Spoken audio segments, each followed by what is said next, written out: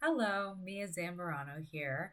For those of you that don't know me, I am a mental health therapist and performance consultant for highly competitive and driven athletes, business professionals, entrepreneurs, corporations.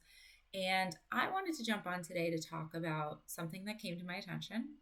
So I was standing in the kitchen the other day, and my husband walked up to me and he said, "What's an affirmation?"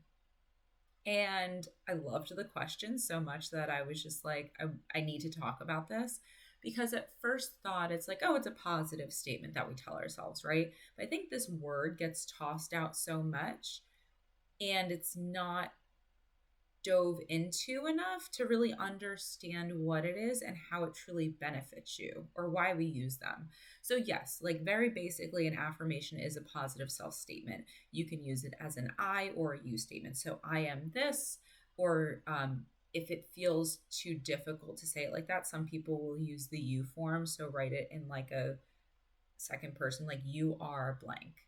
So, that is the very basics of it. But when you look at the meat and bones of what an affirmation is, to have it be the most effective, you want it to be intentional. So, to do that, you have to actually target an area of insecurity or a negative belief that you're telling yourself, right? We all have these narratives. They're things that we learn, they're information that we got that creates more insecurity and tends to limit us, right? So, an affirmation is kind of an undoing and redoing of that thought or statement or narrative or negative belief.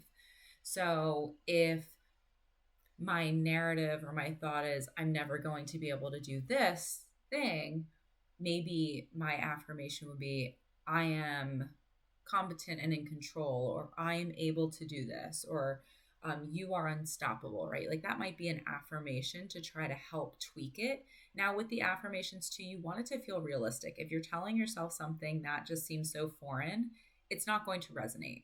But the other thing about affirmations is you want them to be consistent. You can't write it down one day and leave it alone and just expect it to work.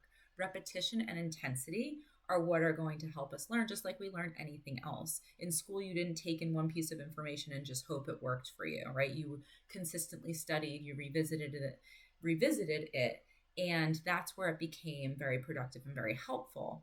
So with affirmations, it's not going to work for you, one, unless you understand what you're targeting and that it's specific to you, that it feels realistic, and that you're using it consistently. So they say like 30 days is something that really helps trigger a mindset shift.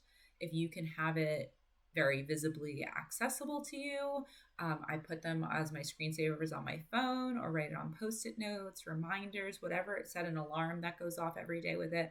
So that's where it's going to trigger your brain to start thinking differently. Because each time, they say we have about 6,000 thoughts a day, right? That's what science is telling us. So for every thought you have, it's eliciting an emotion and then an action or behavioral response.